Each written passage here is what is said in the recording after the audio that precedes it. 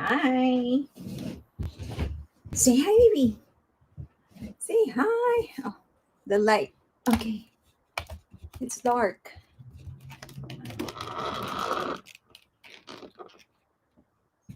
Hello, everyone. Okay.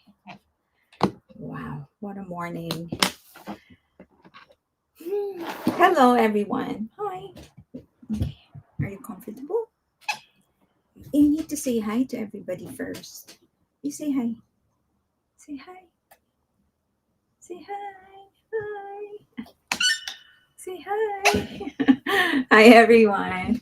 Okay, wait. Let me go online on Instagram. I always forget Instagram. Um,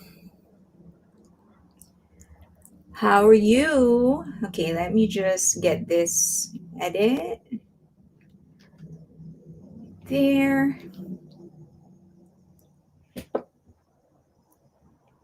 No thanks. Turn it on. Yay! How's everybody? How's your weekend?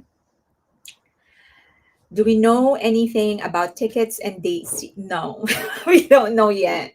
But I'm just so excited because of RM. He kept on posting pics. So I got so excited.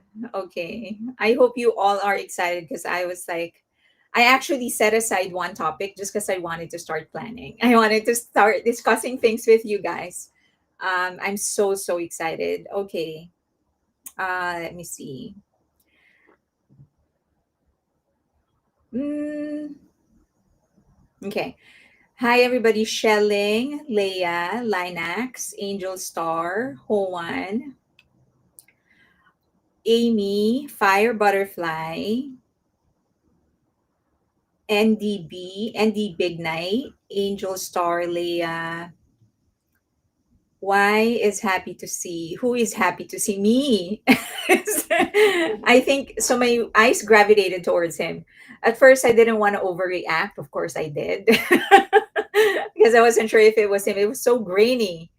Um, okay, Rebecca, Fire Butterfly, Robin Carr, Carol Faye, Shelling, OSP, Rebecca A. Brown, Z. Arashi, Reg Bear, Fire Butterfly, I. Carmi, Linax, Leah Barton, Arlene,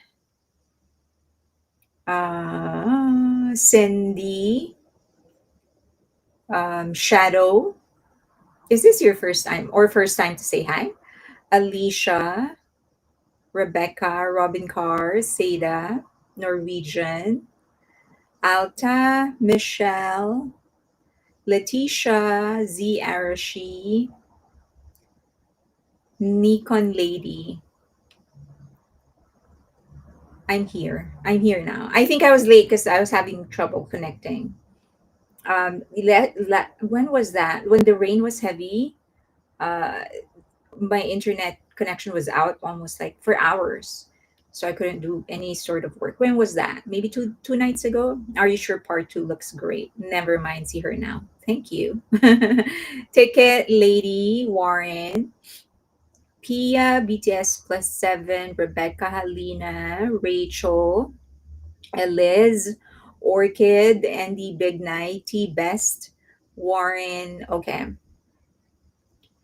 Onitopia, BTS 7 plus 1 Army, Amy RJS, Tony, Leah, Aid Banks, Farah, Shadow, Norwegian, Bang Luna, Just Me, okay, Abby Chimi, Z Arashi, Norwegian Wood, Orchid, Bang Luna, BTS 7 plus 1,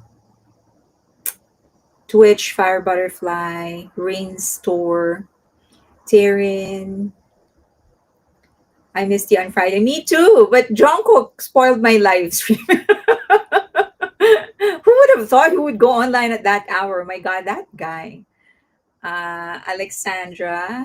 I was actually looking forward to that Friday, but what can I do? Michelle, Abichimi, just me, CDV, Amy, Rains. Okay, Mackenzie. I think I said hi to everybody. Senri, Elizar, Danelle, Brelin, Nigma Price, Rachel, Lorena, Carol. Okay, I think that's everybody. I'm just repeating everybody else's. Okay, so from Cali, Norwegian Wood. Yeah, I think I've said hi to everybody. Okay, just to answer some questions, I'm getting some questions from people. Okay, let me see. Okay, baby, are you comfortable? All right, so I'm getting magandang umagas. That's good morning. That's what Mab said. There you go. That's our Filipino word for the. That's our Filipino greeting for the day. Magandang umaga is good morning. And okay, so I'm getting some questions. Number one, do I delete comments, non-favorable comments on YouTube? No, I don't. It's very rare. So sorry. Yes, I do delete it, but it's only when it's super inappropriate. And most of the time, I don't mind people saying inappropriate things towards me. It doesn't really affect me. It's most of the time it's when you talk to other when other comments when comments directed at other people in the comment section, and I find it very inappropriate, I am more likely to delete that more than comments inappropriate comments directed towards me. Okay. Next is that if you don't see your comment, it's most likely you are violating rules set by YouTube. And that includes using certain words that they feel should not be used ever. So, you know, uh, n- cursing won't necessarily automatically delete your comment, but it could put you on the wait list. There's like a for approval section in YouTube that gives us a preview of comments that they feel that YouTube feels is it comments that YouTube feels are inappropriate, and then we can approve that or not. The bad news for you is that I don't usually go to that section just because I don't have a lot of time. So most of the time when you're using like curse words, it'll most likely go there. Some actually go through. I'm not really sure how the AI works of YouTube, but if it goes into the hold section, it's very rare that I go there. And if I do, I'll probably be able to see like the first 50 comments. That's what I'll be able to screen, then approve some. Avoid using extremely bad words. If you must cuss, if you really need to cuss, for example, you want to cuss me and you want the world to see that if you're cussing me, my tip would be to change the spelling. So then, and then put like spaces in between the letters. Then YouTube won't be able to see your comment. Do people really cost that much on your comments? Yes. So a lot of people, I would automatically, just based on experience, I would automatically get about 10 to 15 hate comments out of nowhere every time I post. That some of those, most of those comments are not even related to the video that I posted. They just want to hate. Like, for example, if they know that I'm a huge fan of BTS, then they'll hate. So yes, there's a lot. And then if I post something controversial, like for example the most recent is the Jong video, then that would probably double or triple. Um and those are, I'm talking about just like cussing, like explicit inappropriate things or whatever. And then there are some that are just critical, and that is okay with YouTube. In other words, if you want to criticize the video but you come off as an actual critic, like educated criticism, then you're probably going to get through. But an actual constructive criticism won't necessarily need to contain curse words. And there are people that just want to cuss. So you have to maybe you can do both. One, make it sound educated, and then the other one just cuss me. Then maybe it's gonna go into the hold section, and who knows, maybe I'll get there and I'll see you cussing me. And then the other thing is that if you actually get a lot of reports. So other people that are posting comments, you can actually get reported, right? So if, for example, you say something inappropriate, other people can actually report your comment. And so if they keep on reporting your comment, YouTube is going to sort of remember you, that this person gets a lot of reports or whatever. And there have been instances when they just don't even show it to me, they just block that person altogether.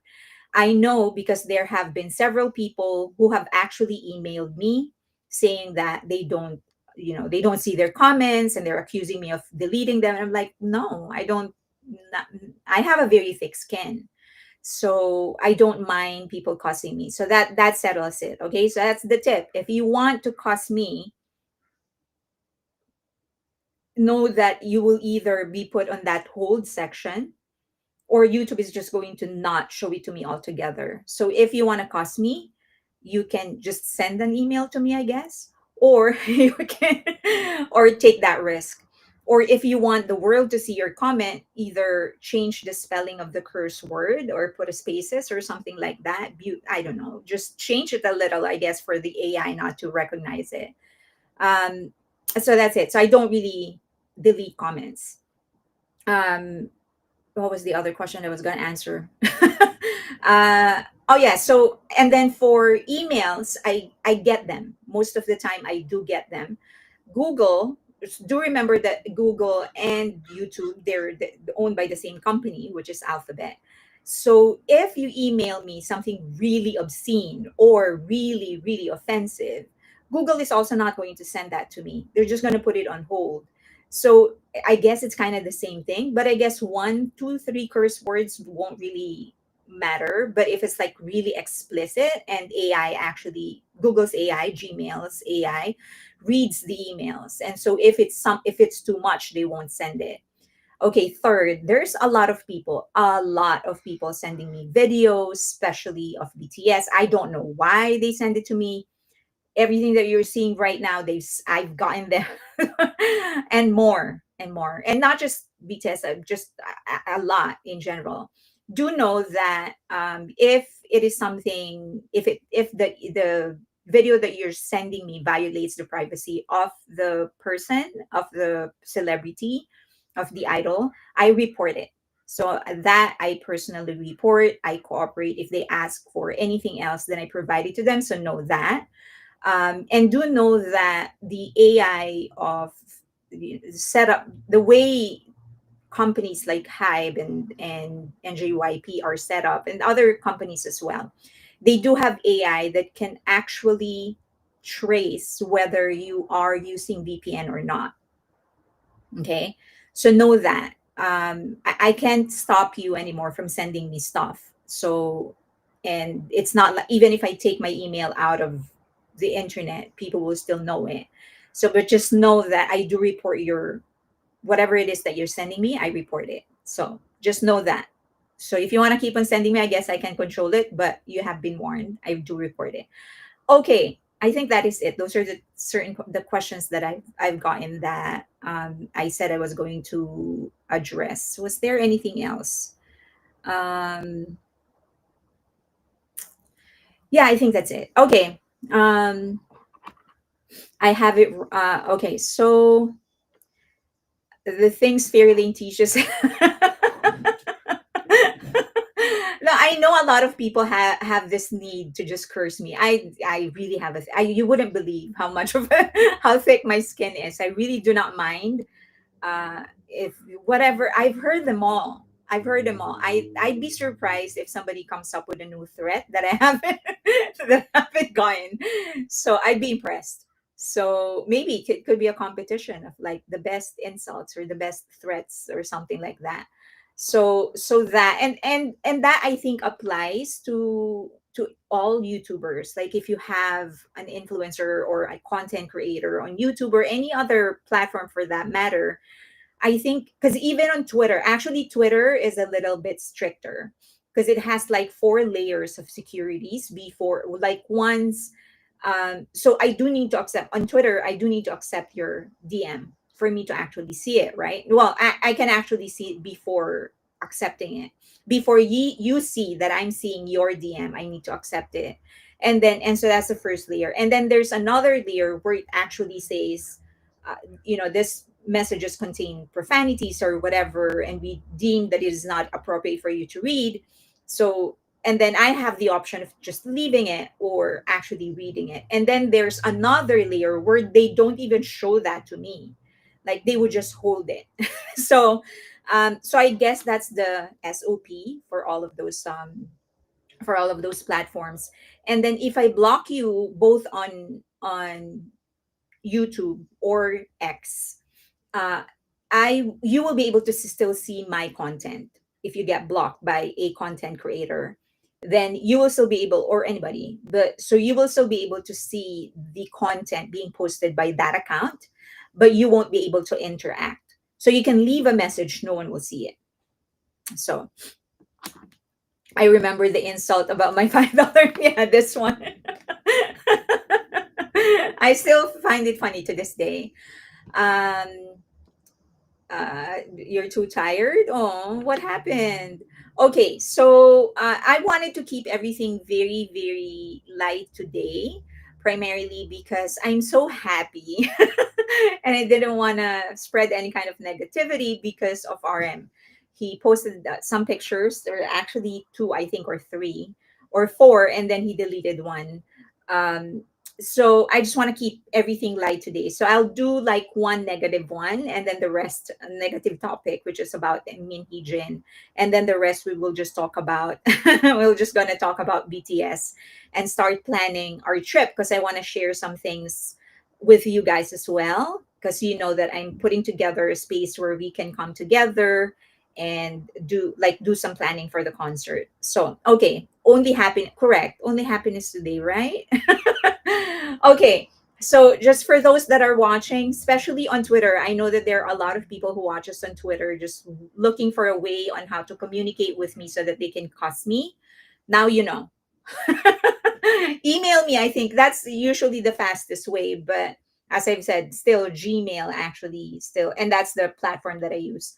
They still screen it. So I guess I really hope we get an OT7 practice pick. It was to see Sugar. Yeah, it was really good to see him. I do think that they're just trying to get back on shape. I think that most of the things that they're doing, but they kind of communicated that right during the live stream of Jimin and the leader RM.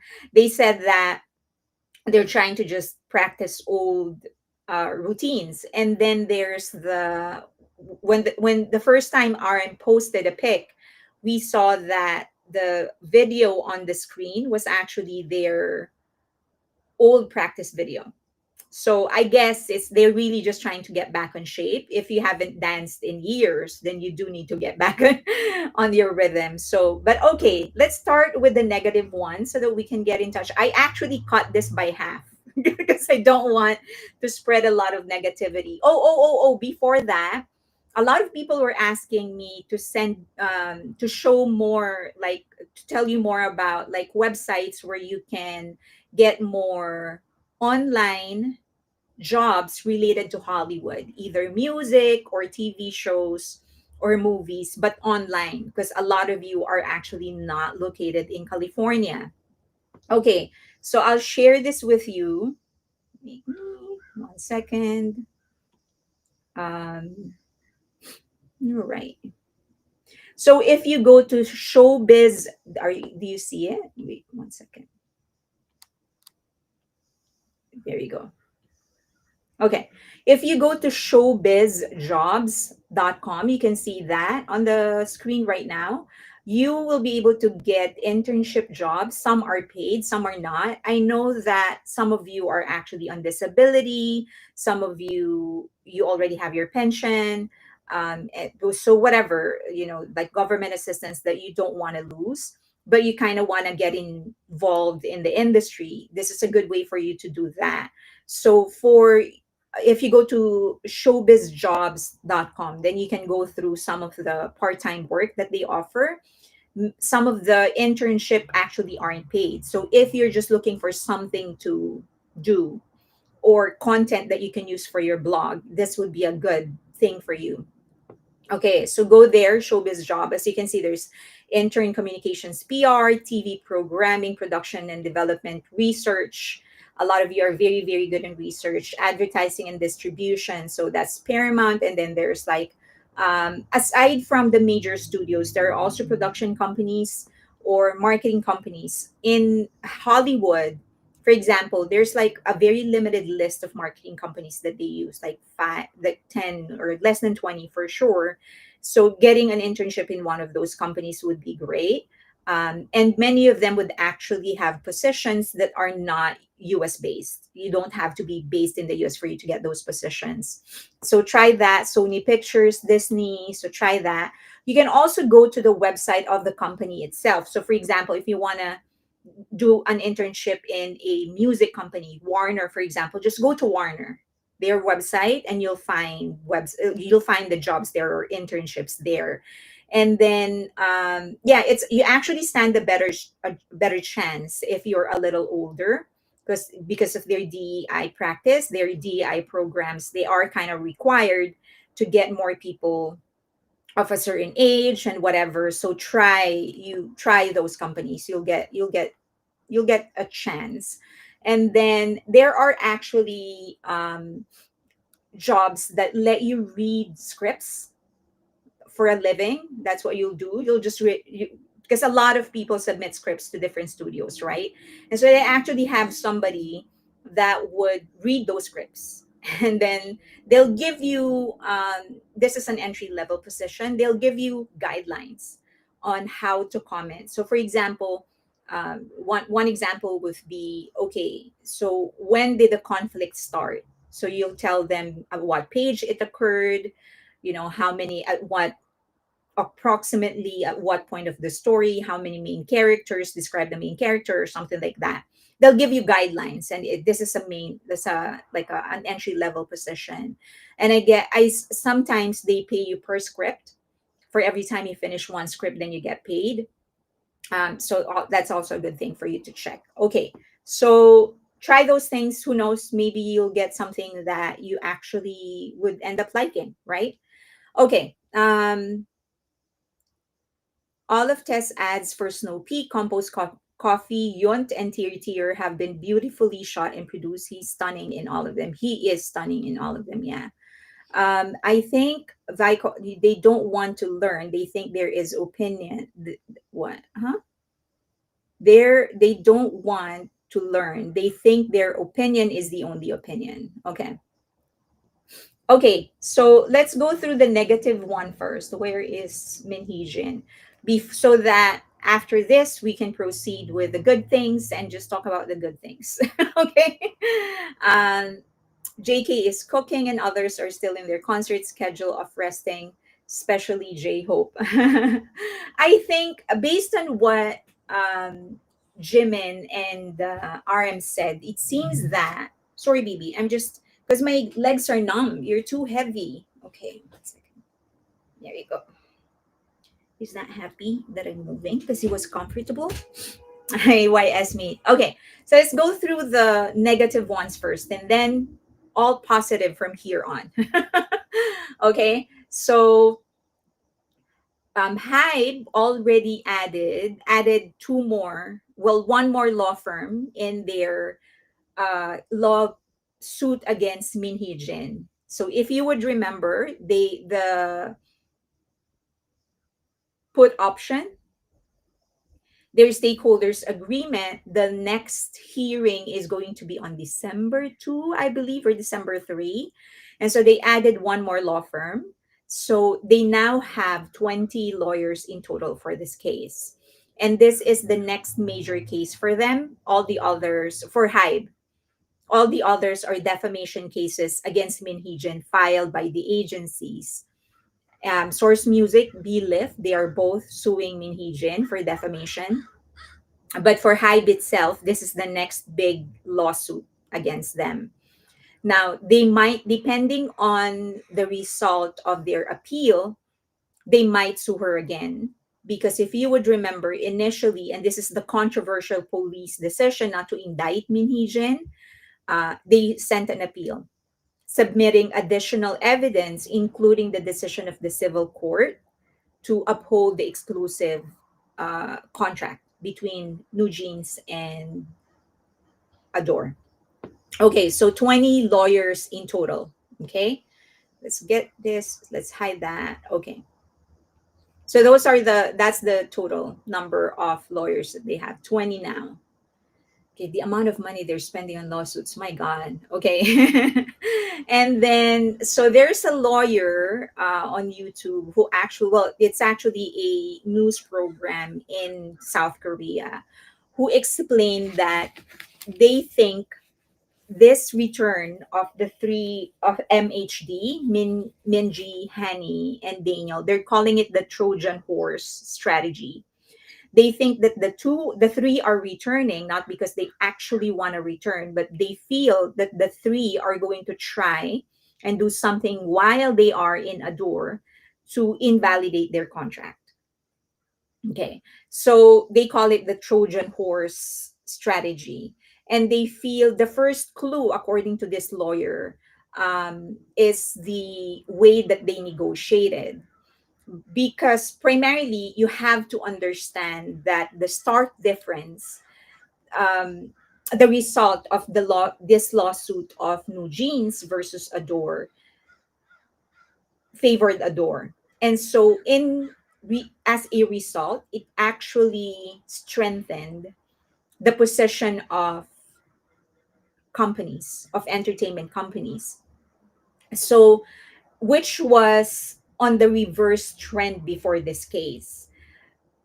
TVXQ, Blueberry, I think is the name of that other company. It was FX, not FX, but Miss A, who also sued their company.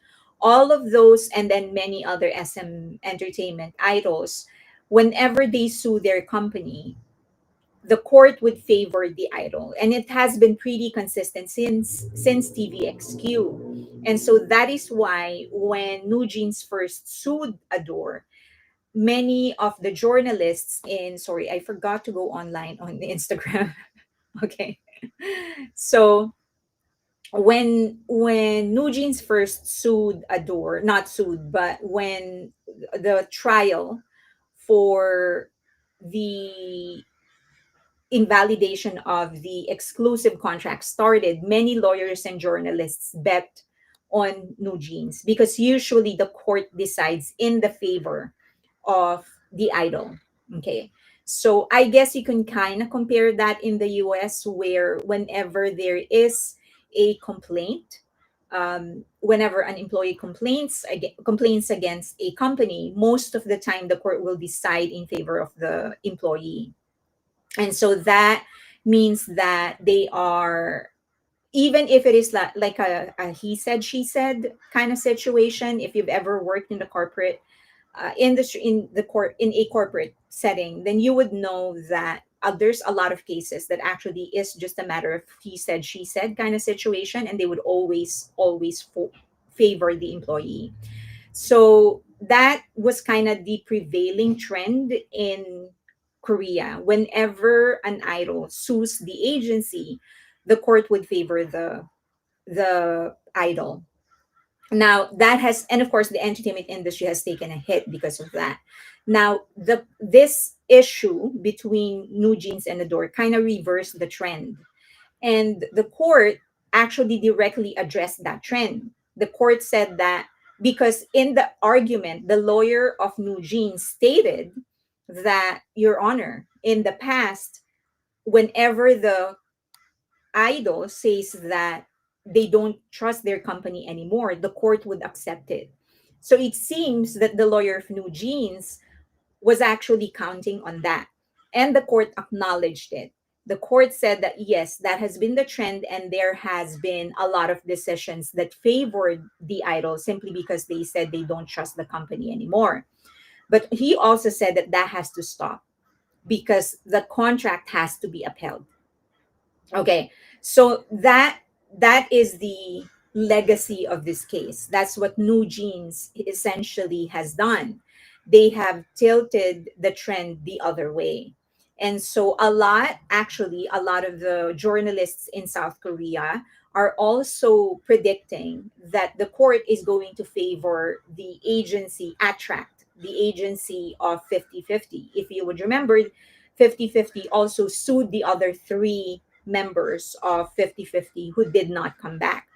So they are thinking that because of new genes, the trend is going to go the other way, towards the way of the agencies. So because of that, they feel that the three members, Minji, Hani, and Daniel, would actually want to come back because they want to erase that legacy. And of course, they, more than anything, they want the decision to be in their favor. So they feel that this return is just as so they can destroy the company from the inside, start working there, and just look for ways on how they can sue the company, file a complaint, and whatever. Okay, so now the court said that one of the major things that the court said in this decision is that the value of the artist and the value of the company, they are codependent. So you take away one, you're taking away the value of the other. Okay. So the court is essentially saying that you cannot separate the two until the contract tells you to, because they are codependent on each other. Okay. Next, that's why they're going to, that's what they are going to do, in my opinion. Yeah, maybe find the 3-1 to come back, find, put them on a short leash, and have them practice in another building, not in Hive. And so the lawyer is actually saying that the other thing is that Adore is really going to be in an uphill battle if they take in the 5. In fact, they are already on an uphill battle if they take in the 2. And it kind of, so several days ago I actually said the same thing, that I think the money that they are going to earn from the reconstruction of new genes, either as 5 or as 2, will not be enough for all the troubles that they have gone through, for the destruction of the IP, and of course for the destruction of the name of Adore, and just the legacy that they are leaving behind. This will always be a part of that history. So I don't think that any amount of money would actually be worth everything that they have gone through. So I still stand by what I said, that they stand to not gain anything. Now the lawyer didn't exactly say it that way, but he's saying that they are in an uphill battle, because if they do well, then it's just going to be everything about New Jeans, that this is the legacy of New Jeans, that Minheejun actually did the right thing, the branding has always been strong, and all of those stuff. But if they don't do well, then they're going to blame Adore, which was exactly my point. So he kind of said the same thing. We share the same opinion. Okay. Next is that he called into attention the stark difference in the way Yein and, sorry, he in, okay, I'm still not used to the way it is pronounced. So he in and Herin handled the negotiation. So they, if you would remember the news, there were some reporters who stated that before the announcement of the return of the 2, just a day before that, the 4 of them, Minji, Daniel, Hien, and Herin, actually went to meet with Adore, all the 4 of them. And Hani was in Antarctica. Okay. So in that meeting, it seems that the other two, Minji and Daniel, did not know that Herin and Hien were already negotiating with Adore for several days already, for more than a week already. So the 2 blindsided them. The 2 have been negotiating. The talk is that some reporters are saying that the father of Hien actually got in touch with Adore the day after. So the day after the decision was made, sorry, the night the decision was made. So the decision came down at around 3 p.m. Before the end of the day, the father of Hien already called Adore and said, we want to negotiate. And then they came in the next day and start negotiating. So in that meeting where the 4 members were present, there was no mention of the 2 already negotiating. And they were probably bound by a non-disclosure agreement anyway, so they couldn't say anything. So it could have been, yeah, it could have been awkward for Hien and Herin, because they knew something was already going on. Is Hani back? So yes, and that's the other thing, because they already had individual meetings with Adore. They said, okay, so but do understand, because there are some talks about the new CEO of Adore being too friendly, trying her best to get the other three back. Now, it could be that she just simply feels as a branding manager that the new jeans would still be stronger as five, and that's why she's trying to get them back. I do not think she is kind to the point of being stupid. I don't think I would like to give her the benefit. I mean, she's a smart woman. She knows, and she's been in the corporate industry for a while. So I'm sure that she is not looking at things from an ideal and from a motherly point of view, but more from a business point of view. I think she knows the danger of actually having the five back.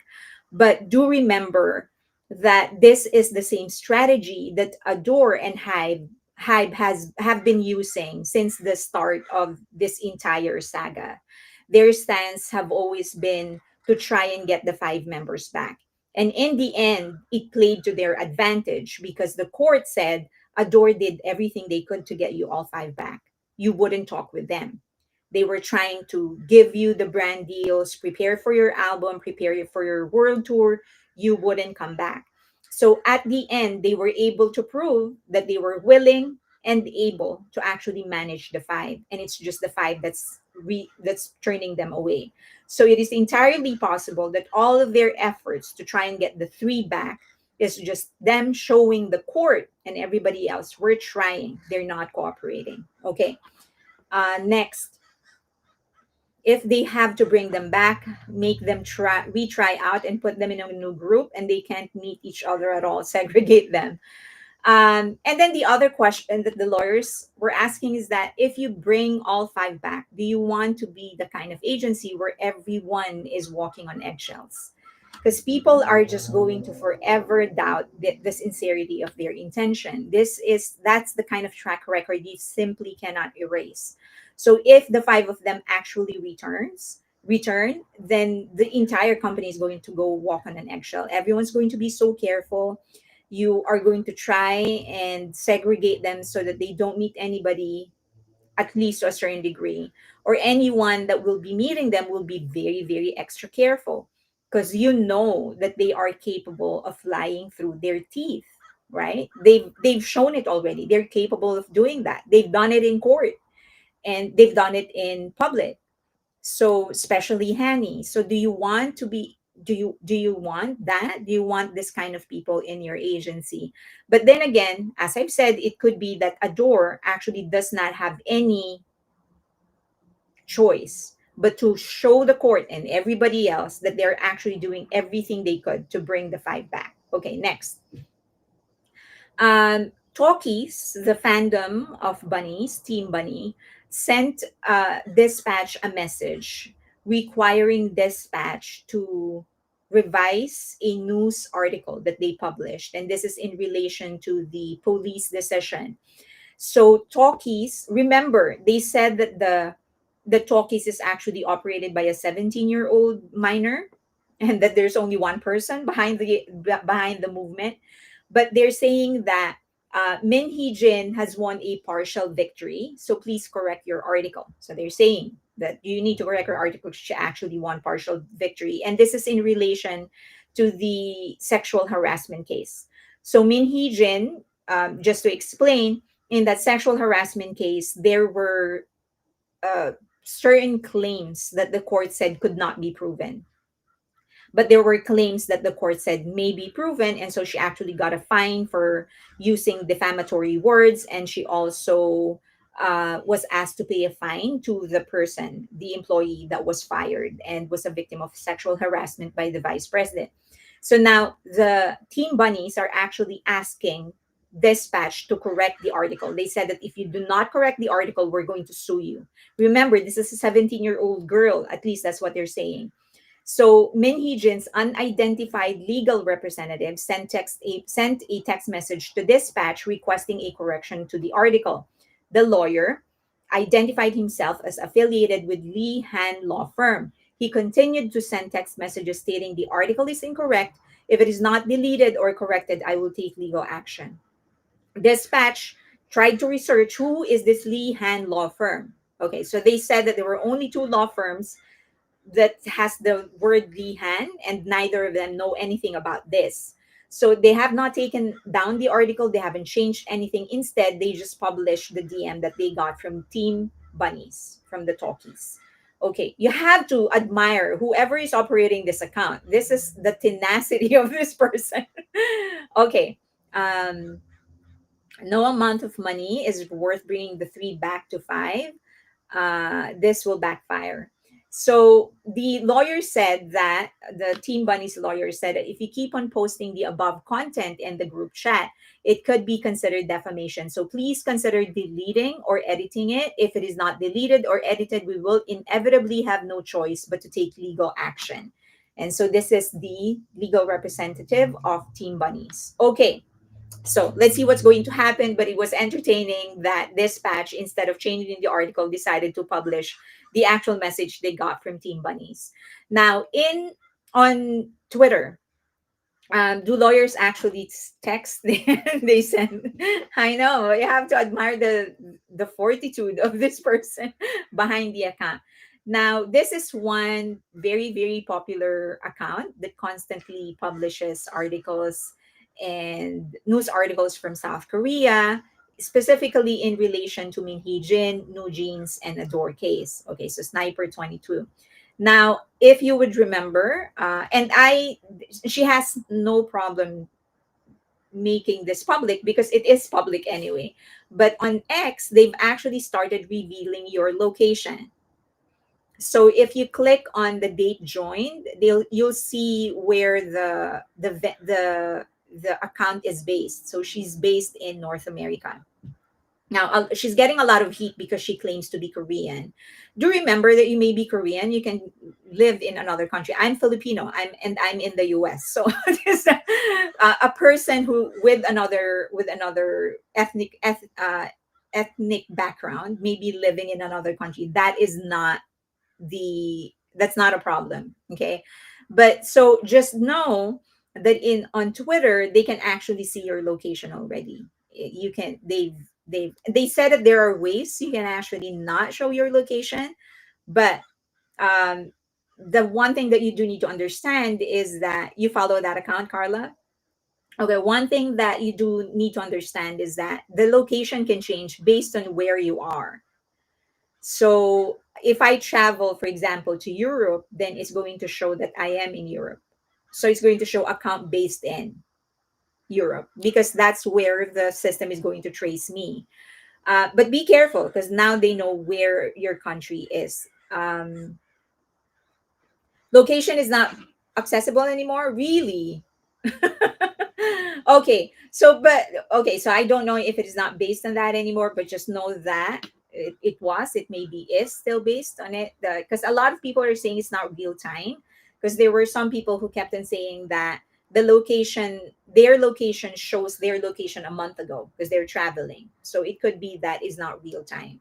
I use VPN sometimes, so it says that on my profile.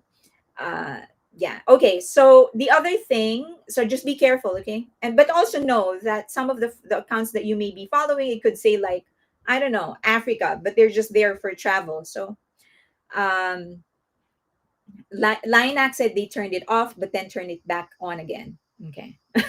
Elon can't make up his mind. IP addresses is all is needed to trace. It will require a court order to break in the account. It will require a yes. So if for you to know exactly the address of that person, yes, it's going to require. But so it just traces your current location. That's why there are some people who are saying, "Oh, I just say I'm in Japan, but I'm back in the US now. I was in Japan a month ago." So they claim that it's actually not real time. Okay, now Tally Talkie, this is the person. I actually don't know her, and I haven't. Hi, Leila. So ate in Filipino is older sister. Okay, so some unique things about our culture. It's very impolite if you're talking with somebody older. It's very impolite for you to address them by their name. So and even the pronoun change, because you can't say um, from singular it becomes plural even if you're talking to the person. So for example, someone older is talking with you and you want to know what's their name, you can't ask them who are you, because that's very impolite. So in essence, you need to ask who are they, and you're actually referring to them. So we our language also has nuances, just like the Korean language. So so I'm assuming that she's younger, and so that's why she can just call me Fair Dane, my name, because that's going to be impolite in our language. Okay, now going back to this woman, allegedly, so I don't actually know her because, and I don't watch her videos because I'm not on TikTok. And as you know, I have worked very hard on my algorithm so that I don't see anything toxic. So I don't actually know her until some people actually send me a video of her. So very nice of these people to actually do a screen grab because they know that I'm not going to look on her profile and watch her because I don't want that in my algorithm, in my timeline. So, but she's known for bashing many groups, and anybody that is against new jeans, she's gonna go after them. Now, and she has said very, very harsh words against Le Seraphim and ILLIT in particular. And she doesn't really mind if they are, if the member is a minor or whatever. She would just say bad things about them, very, very bad things. Now, at one point, Hani and Daniel, I believe, actually went to meet with her. So she went to Seoul and I guess DM'd Hani and Daniel, and they met her below it, right outside the building of Hybe, and they took a picture. So somehow that picture made it out. So some talkies are, I don't know who distributed it, but her picture with Hani and Daniel, I believe, it went out. And so they actually got, the two members actually got a lot of flack because of that, because even if she is in the side of new jeans, she's still a very, very rude person for saying all of those things to other groups. And so now she's threatening all the talkies or anybody who distributed that picture. She's saying that that was private, it should not have gone out, I'm going to sue you. So now talkies are fighting amongst themselves, but um I've seen only the ones that were sent to me, uh, and they don't usually cut it. So anybody sending me a video would know that if you cut it, I won't watch it because it's so easy to skew the meaning based on specific cuts. So if you want me to watch a video, you're going to have to send the entire video or don't send it at all because I won't watch it. So based on the ones that they've sent me, which I've seen end to end, but I've seen like maybe 10, maybe at most 15. She's very, very rude. She's very rude and very disrespectful. Um, but now, being rude and being disrespectful don't always equate to being a criminal, right? That's two different things. If I keep on saying the F word, then you can just say that I have a dirty mouth. It does not make me a criminal. And so she's saying that she has been framed as a criminal, as a whatever, and so she's going to start suing everybody. And then the other thing is that she also said that she's already spent 10 grand last year trying to sue people and she won't mind spending more. Didn't she encourage the Suga DUI challenge and the, yeah, so that's another thing. Yes, she was actually one of the loudest about it. She pushed that narrative when the unconfirmed video came out, was released on TV by JTBC, claiming that the person riding a scooter on the sidewalk, which is not Suga, when they claimed that it was Suga, she was one of the ones that really forced that narrative. And she was relentless. She was relentless. There are the things that she said I can't repeat. It's rather, but now they are starting to fight. Okay. Now another news is that Minji, Hani, and Daniel held individual meetings in Adore, and they said that Hani was the last one and she's not feeling well. She's actually, they said that she's sick. So, but she is in the country and she's with her family. So I guess well, it's very cold in Antarctica, so I guess that affected her health. But they were individual meetings, they weren't together. So let's see who's going to cave first. That's, I guess that's my, so one of them will, right? One of them will.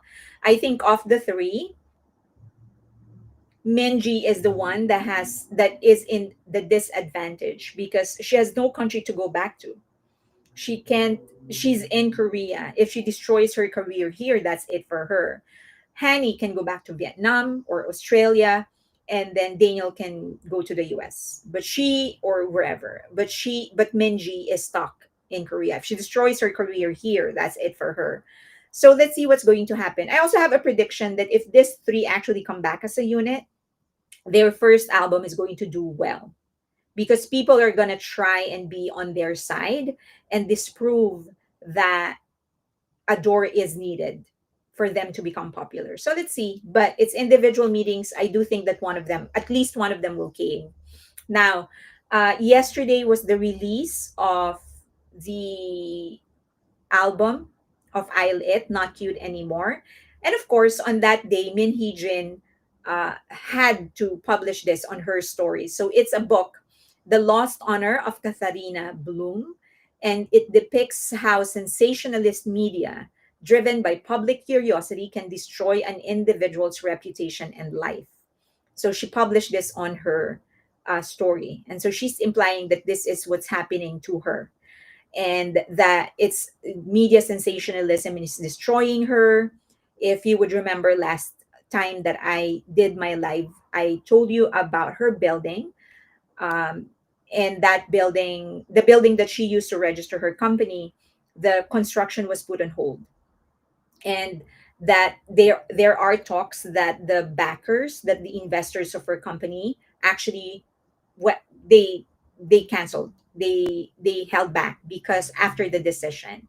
And so people feel that her back is against the wall, that she may have rented this place and she has nowhere to go, no money to put in there. And so, that could be what she is referring to, that this entire thing is actually destroying her reputation. And my response is that you started media play. She was the one who actually went to the media and did an online, um uh, she did a press conference after the raid. She could have kept quiet. She could have negotiated with Adore quietly, but she decided to bring it to the media. So she started it. And I think now that the tables are turning, she's realizing how difficult it is to get out of it. But she, I guess, if you're interested, you can, maybe I can give you copies of the book if you want. So she released it on the same day Not Cute Anymore was released. So 13 hours, at 13 hours, they already have 6.7 million views. Congratulations to ILLIT. And the song is so good. Oh my God, you have to watch the music video. It's so freaking good. I swear it's so freaking good. This is Chef's Kiss. It's going in my playlist. It's so good. It's so good. Please watch it. Cute, Not Cute Anymore is the title. Um, no thanks. I want nothing from that sort. Okay, I think that is the end of my Min Hee Jin chapter. Do you have questions? When will people finally see Min Hee Jin should be person non grata? Um, I think it's not necessarily that people support her, but more about people wanting somebody that would be willing to go against hype and has the face for it, right? So she has no qualms about going into the media, giving out interviews, bad mouthing hype, and that is not something anyone has been able to do or anyone is willing to do.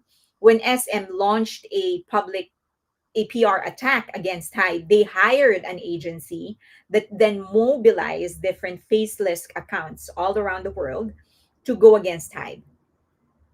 But uh, so they're still hiding behind something, behind the system or behind the process. But Min Hee Jin is willing to just go in front of the mic and just blast against Hype. So it's that, they finally found someone that's willing to do that. That's why they're supporting her. I don't think it's necessarily because they think she's a genius at this stage. I think everyone knows that she, like a lot of other creatives, has been taking inspiration from other artists before her. She has, I mean, that blatant copy of Cat Daddy, that dance step, that's a very popular dance move in the African American community, and she had no problem claiming it. I mean, that's some balls you have right there. It's not easy. It's not easy to to plagiarize. Now that's plagiarism, right?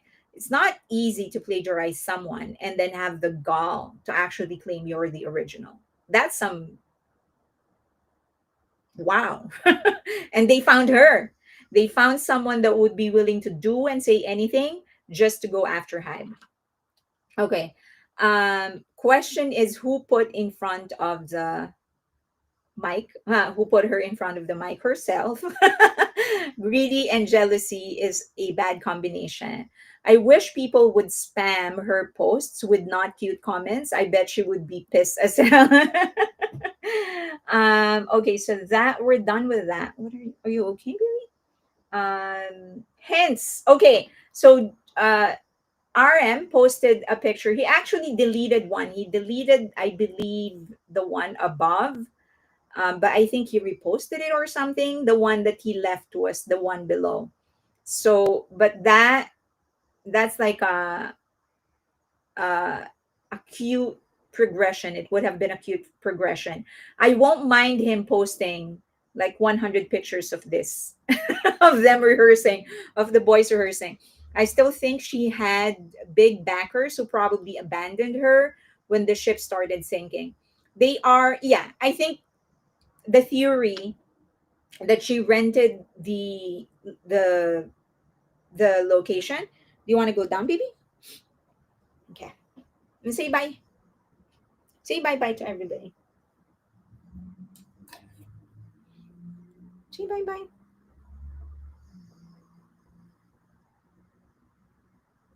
Say bye bye. When I say bye bye, he come on, say bye bye.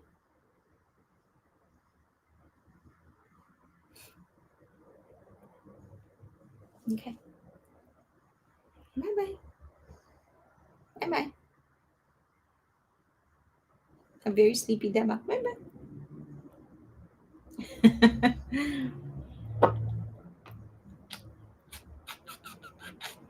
Okay.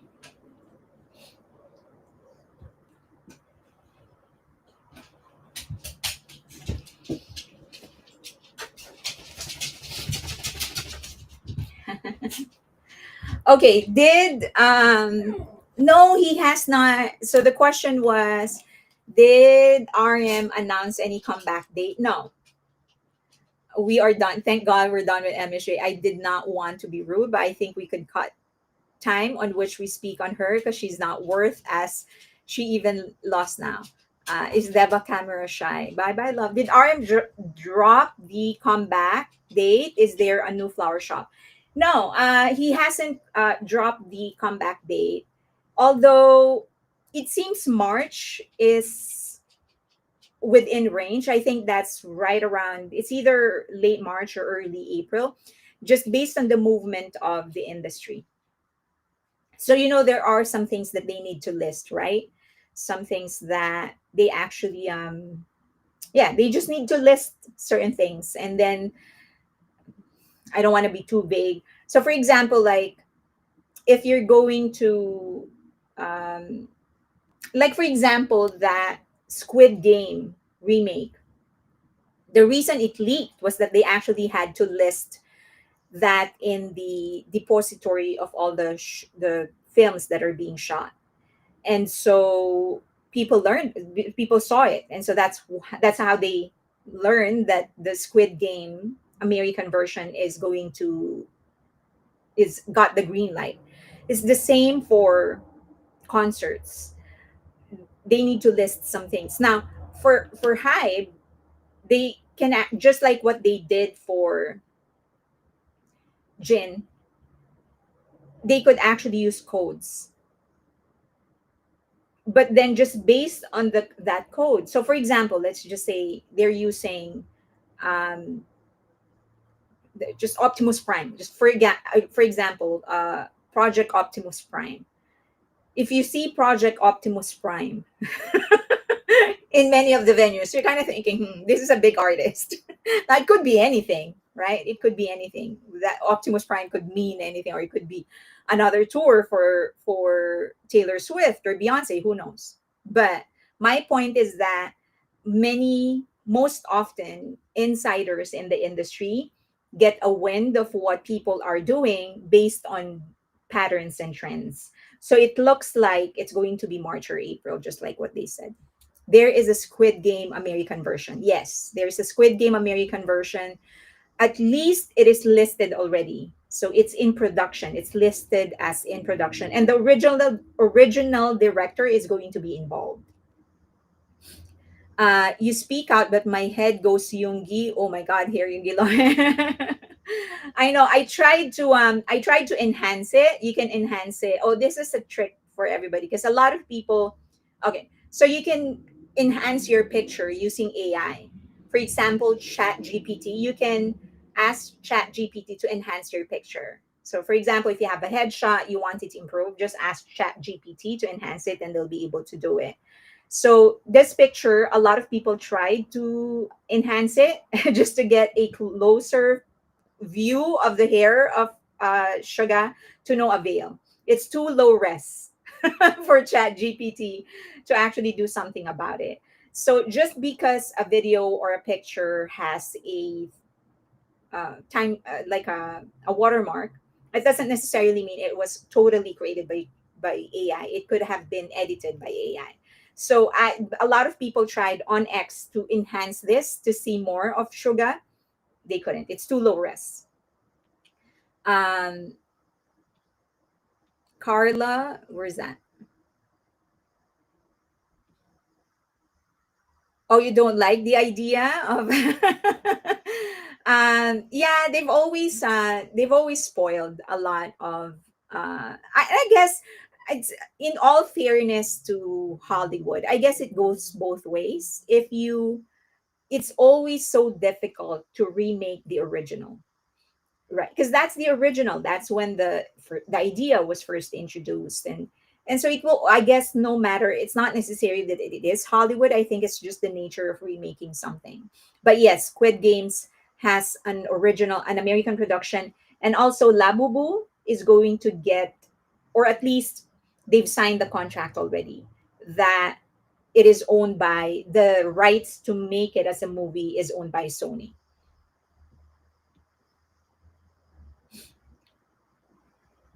Okay. Next is, did anyone saw a video from Korea now?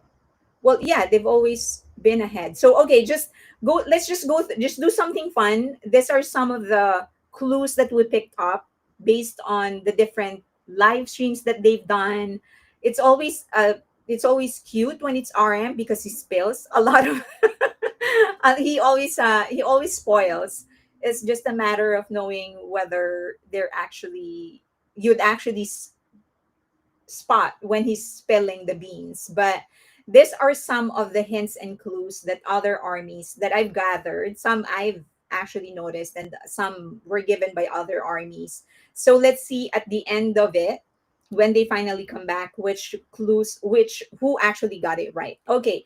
So in this live stream, if you would remember, back in August 27, was that August 27, when they were still in LA, to record and write some music, there was a part where they mentioned clues because people on the chat were asking them to drop hints, and they were like, oh, we can't drop hints, like we'll drop hints when it's a little bit uh when it's closer to the actual comeback.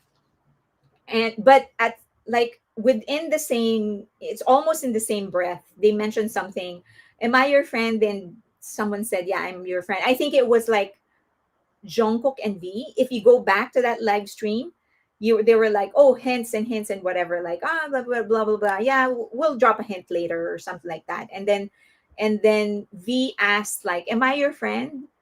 He asked Jungkook, and Jungkook said, yeah, you're my friend. So maybe that's a hint. If you go back to that live stream, you'll see that same exchange. And then after that, it was actually then Jungkook, I believe, and Jimin who was saying something. It sounded like lyrics, a line from a song, but it was something about the sky.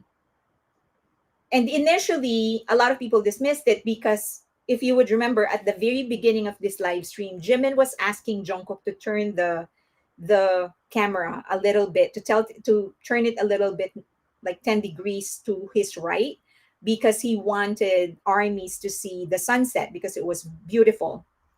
And um and so they were walking after that, like minutes after that, they were walking towards wherever, and Jimin said something like, the sky is something. It sounded like a line from a song, and Jungkook actually reacted to that. And so I thought, yeah, maybe that could be a line from a song.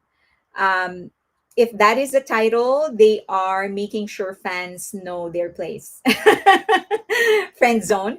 So I feel those are two different songs, but I do think that the line about the sky, I think that's a line from a song.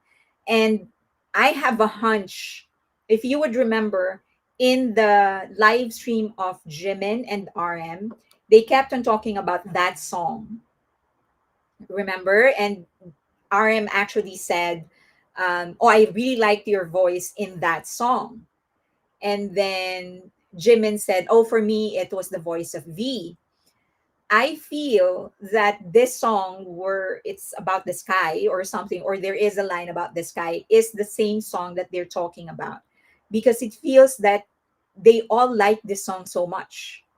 So I think it's leaving a mark in among the members. So let's see. According to RM, it's all about springtime. That's another one. So that before that, the other clue is of course the crown. They passed on the crown. So maybe it's the concept. I've discussed this extensively. And whenever I discuss concepts or predictions, I am probably 99% wrong. It's just, I like doing it because it's way better than speculating about their personal time, about whatever. I've always believed that the strength of BTS and the armies is our commitment to art. And I think speculating about the art is way better than speculating about other things that we should not be speculating about. So, so I'm most likely that crown video that I talked about, or that this prediction about the concept being a crown or something. I think it's wrong, but it's okay. As long as we're getting involved in the discussion about their art, it's way better. Everyone will be wrong. Yeah, but again, for as long as it is about the art, we can speculate about it. That's fine. It's fine. If you can speculate about the performances, but and for as long as we're doing it with good intent, right? Let's speculate on that. Let's stop speculating about their personal things. Now, in this live stream for Jimin and RM, the one that Jimin and RM did, which upset Jin because he just left, they also dropped some clues. One of which is what is living, and it was actually RM who asked that question to Jimin. So again, fans online were asking to for them to drop a hint, and RM actually said, nah, we'll drop a hint later when it's closer to the comeback. And then he just out of the blue asked Jimin, what is living? Like, what is life for you? What are you living for? And then Jimin was just like nodding his head and whatever. And I thought that that could be a clue. That could be a hint. So maybe there's a song that's about that, like exploring what life is, what living is. So Jin always leaves too early. And then the other thing is spring, right? So he said something about like the next album is Spring or something. And so, and Jimin was so shocked. It was so evident that he was surprised with what RM said, like something about Spring. So one theory is that this could be the 10th anniversary celebration of Wayang Yonwa, maybe. Or it could be that this is a closing to Wayang Yonwa. The album is the closing to Wayang Yonwa. Or it could be just a continuation, not just, but a continuation of Wayang Yonwa. So let's see what's going to happen. Maybe they have a track that addresses or talks about the timeline or something like that.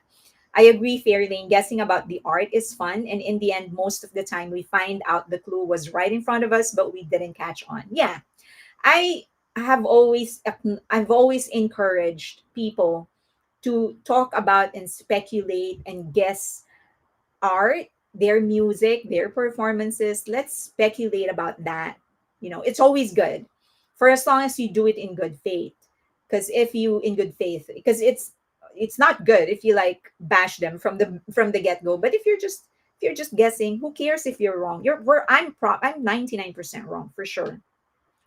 And then they also published a photo of them during their session in LA, with Charlie Puth. And so probably they have a track with him. Either he co-wrote it, or he's going to be a featured artist. Let's see. But it's interesting that they've been close to this guy. They've been friends with this guy for quite some time now. So it's not totally remote that he's going to do a collaboration with them. But it could also be that it is one of the members or two of the members collaborating with him in his album. That's also possible. Probably Charlie has an album coming up, and one or the members actually collaborated with him. That's also possible. Um, let's speculate that in their MV, none of them will be wearing a shirt. Who haven't we seen shirt? RM. No, we've seen him shirtless. We've seen RM shirtless in RPWP, remember? We've seen him shirtless. So I guess we've seen everybody shirtless at this stage, right? Jin, Jin from the back. Uh, yeah, J Hope, yeah, everyone. Suga. Oh, we've seen Suga shirtless a long time ago. Not recent. Not recent. Well, I guess it's half shirtless because he lifted up his shirt. He did it on a radio show, but that was a long time ago. Yoongi only the ankle. That was a long time ago. It was in a radio show, and they were asking him if he has any special talent. Do you remember that clip? And then he raised his shirt, and he was like making waves using his abs. Do you remember that clip? We saw his shoulders. This was a long time ago, like what, 2014 maybe. One of their performances when everyone showed their abs. No, it's another one. He lifted up. Yeah, the belly wave. That doesn't count. Why will you not count it? I've never seen a shirtless. Remember that clips? Yeah, so we've seen that. He raised it. I remember. So you see, people remember it. So partially, yes. So I guess to a certain degree, yes, I remember that clip rolling his belly. Yeah. So, but that was a long time ago. But we've seen him half shirtless. So, and that's voluntary. He lifted it up. So recent, no. Yeah, recent, no. I guess there was that one picture when somebody accidentally took a picture of him from under his shirt because it was during a concert. Remember, he was hanging from the edge of the fence. He was hanging from it, and then someone was like looking up at him, took a picture, and they saw it. But that was an accident. He posted a photo shoot on Insta with exposed shoulders. When was Yoongi shirtless? That was a long time ago. The shirt wasn't off though. Okay, I'll give that to you. The shirt wasn't off. Okay. And then some people are speculating there's probably at least one ballad and one lo-fi, or it could be the same thing. So if you would something like a bedroom kind of song, if you listen to Micah of China, that kind of song. Uh, yeah, a little like it's lo-fi ballad kind of thing. So some people are speculating that they're going to have one ballad and or lo-fi. And then the other thing is trot. So it could be trot. They could have one trot. And then the other is, and this is pretty recent, they think some armies are actually speculating that Pharrell actually has had a session with BTS. Now, whether or not it's going to make the album is up in the air, but they think that they had a session with BTS or at least one of the BTS members. Because if you would remember during the interview of RM and Pharrell actually offered to do a collaboration with RM. What is lo-fi? Okay, let me see. I'm going to show you one lo-fi.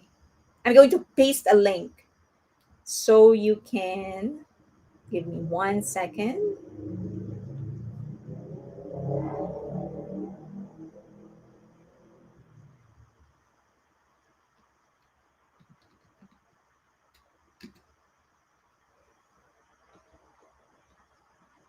This is one of my favorite plays. I often um, listen to this guy. Okay, 1 second. So I'll paste the link and you can just click and listen to him. Do you see it?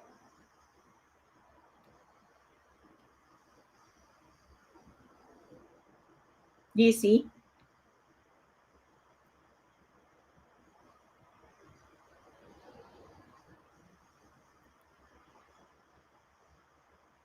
Okay.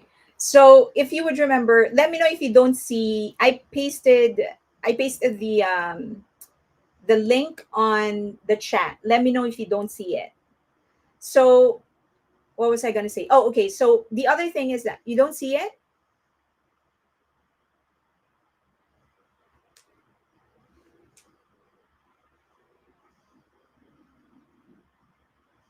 Keshi is also lo-fi. Sounds R&B. R&B, yeah, but low like lower.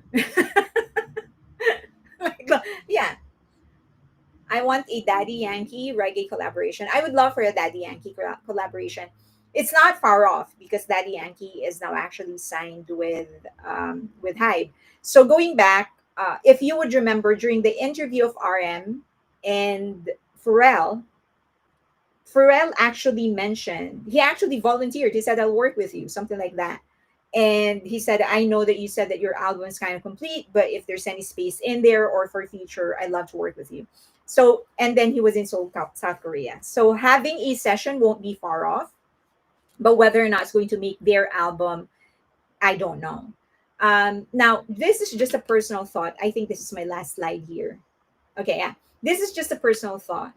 Um, I actually mono a lot. Yes, a lot of the tracks in mono is actually lo-fi. So preferably for me, if I had my way, I don't want any collaboration. I just want them. But that's a personal wish, and I would take anything I can get. So if they do decide they're going to collaborate with anybody, then that's fine. But just if I had my way, I would just want them because I feel like after 4 years of being deprived, then I just want them. Like I maybe just release a follow-up album with all your collaborations, but in the first one I would want it to be just them. I've always appreciated like when J-Hope did Hope World and it was just him. No, not Hope World. Jack in the Box. And he decided to do it all by himself, or when Jimin decided to do his album all by himself. I appreciated that because I kind of feel like, okay, I'm seeing the most unfiltered version of you. And so this is the same thing that I kind of want for BTS. But I'll take what I can get. If they decide to do a collaboration, I am sure that that they are going to do it if they feel that that is the best way they can express their artistry. So I'm okay. They had been too much collabs lately, maybe a few more pure BTS. Yeah, honestly, I feel the same, just BTS. Yeah. But I'm sure they're going to do what they think is best. So I will absolutely take what I can get. Absolutely. But just a personal preference, I would love just them. But whatever it is that they'll release, I most will not most likely, but will definitely consume. So I'll take whatever.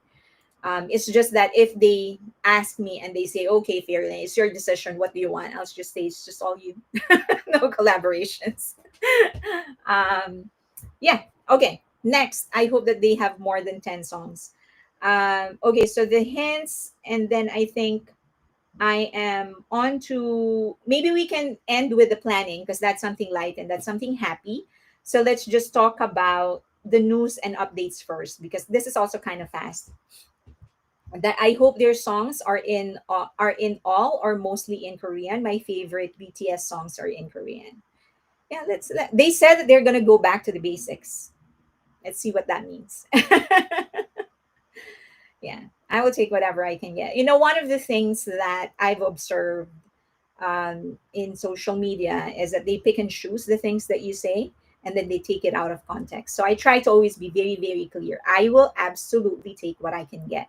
And I absolutely trust BTS that they will do what they think is best. So if they release 12 songs and all 12 songs are collaborations, I am sure that they did so because they feel that is what is best for their art. I trust them and I will not ever, ever question that.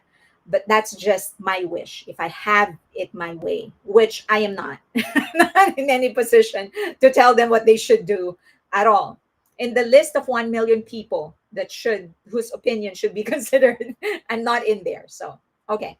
Um, okay, so these are just some of the pictures that RM actually published on his Instagram.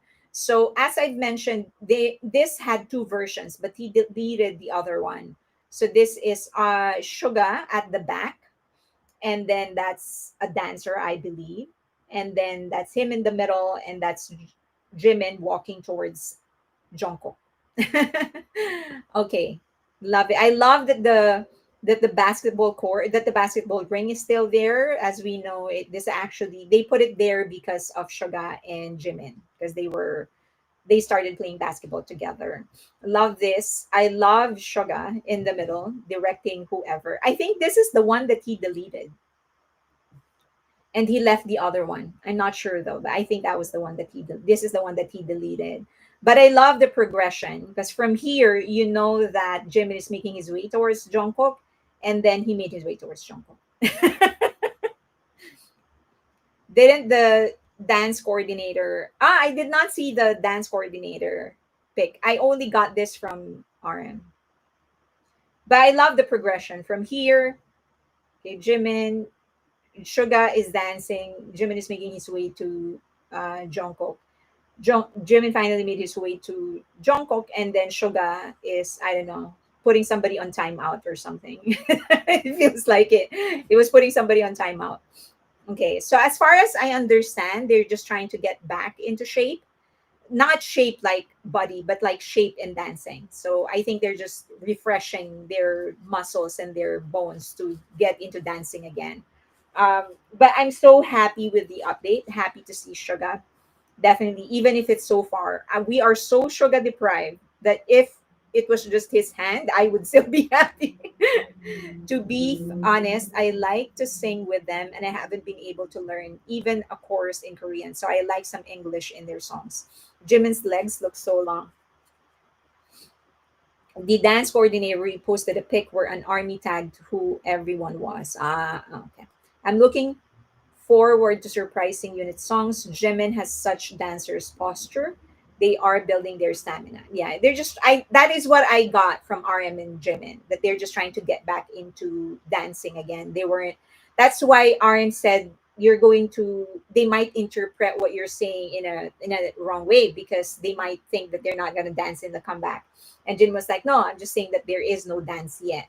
Okay. And then, are you sure the full trailer has been released? And they are so cute. But they do have Jimin and Jungkook both have the two of them have an interview in a Japanese show, and the first one has already been released. So as far as I understand, there are three parts, and the first part has already been released.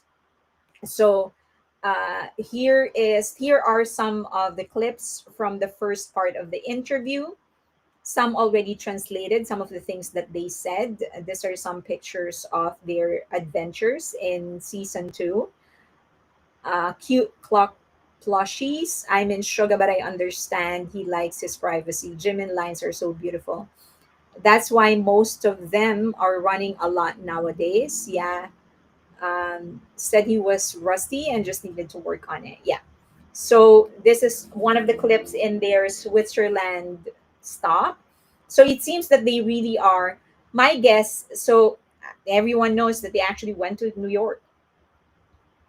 My guess is that that was like a private trip. Maybe the crew just told them like, okay, you'll have New York as your time, just so they can like do travel privately, and then probably they're just going to do Switzerland and Vietnam. Although in their schedule, there's a special, like a more than an hour special, which is not a part of the 8 episode series that they're going to do, that they're going to show in Disney Plus. So there is a possibility that the New York thing is actually a part of that special.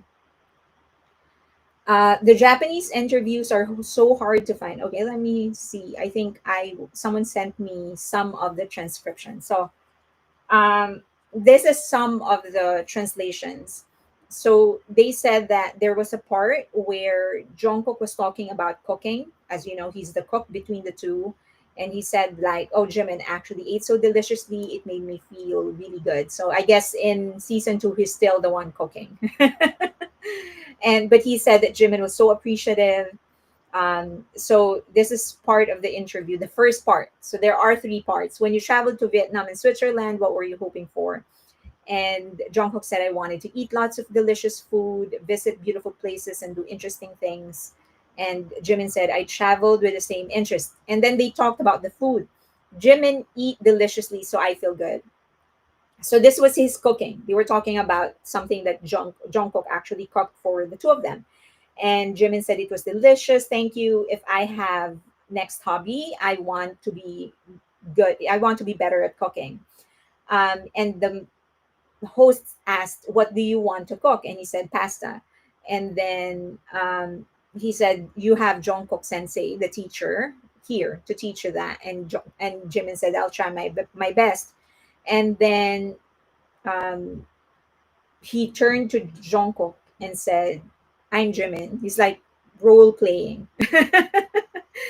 I started early today. No, I started at 4. So he said, he said he turned to Jungkook. It's like he was role playing like I'm a student. He said, I'm Jimin. I'm Jimin. Like he's introducing himself as a student of cooking to Jungkook. And Jungkook said, it's not like I can start doing it now. Like I can't start teaching you how to cook right now, he said. Okay, so this is part of the translations, but only for first part of the 3-part interview has been released. And then Jungkook said, I think cooking is something you can improve by just continue doing it. So you have to keep doing it many times. He was talking to Jimin. And Jimin said, it's not like I can start doing it now, which is a bounce of what he said, Jimin. Like, I can't start teaching you right now. So Jimin said, I can start learning right now. And Jungkook said, that's right. This is just part of the translations. And then another part said, Jimin, could you pull this cloth for us? I think they were going to play something. So he did. He said, what is this? So we're going to do a dice talk. In Japan, there's background music when you roll dice, and I'd like to sing it together with you. So they would roll the dice, and then there are questions, or it's truth or dare. So it's either a question or a dare in that dice. So they sang, oh, it keeps on rolling continuously, sing a song. Then they were singing, and then they talked about singing a lot during that trip. And Jimin said, we sang so many songs, including Ko Young's Killing It Girl. So and then they said that honestly we could say that's the theme song of their holiday together, Killing It Girl. And then Jungkook said that wouldn't be an exaggeration, and so they continued singing. Was this show recorded in Japan or in Korea? They are speculating it was actually recorded in Japan. That was what that's the it could be anywhere, but that's what Korean fans think, that it was actually recorded in Japan. Okay. Was this show recorded in Japan and Korea? So I've answered that. So just this is just a thought. Um, the I felt like season one didn't have they didn't really prepare a whole lot, because if you would remember, Jungkook said that Jimin first brought up the idea of doing a travel show with Jungkook, and he said, yeah, what that would be great. And so I'm assuming that the both of them actually went to the production team and to Big Hit and said we want to do a travel show together. But they were, and then nothing happened. They said for years nothing happened until they told them a week before they were going to leave that they're going to shoot the travel show, Are You Sure, season one. And so that was really, I felt, was more like to reflect and relax. It was to reflect on their journey up until that point, so their 11-year journey as members of BTS and as friends. And I also felt like they gave the two a chance to take off many of the things that they had on their bucket list, including traveling back to Japan, um, all of those stuff. And so it was really chill, if you would remember. They were really chill in season one. And it was really more, they allowed us to hear more of their conversations. I'm sure that they caught a lot.